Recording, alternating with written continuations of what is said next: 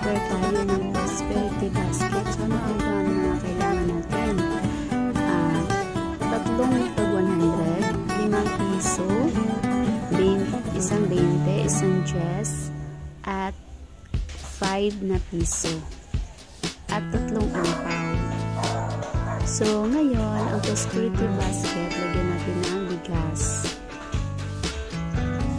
Kahit anong klaseng bigas, hanggang malapit na siya mapuno. Ganyan. Ganyan, guys.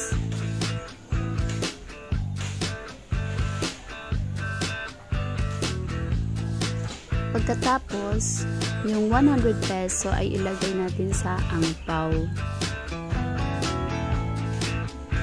At ang angpaw ipatayo natin sa prosperity basket na may bigas.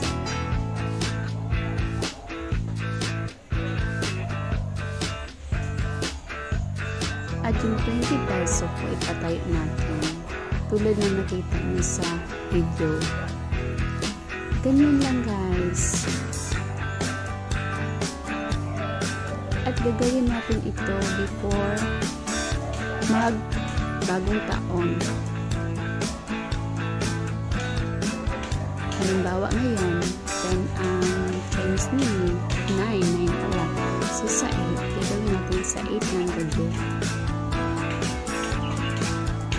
Ayan, tapos na po ang ating prosperity basket.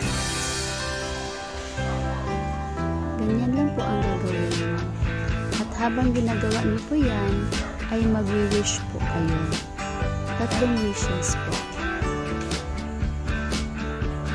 Good luck and Happy New Year!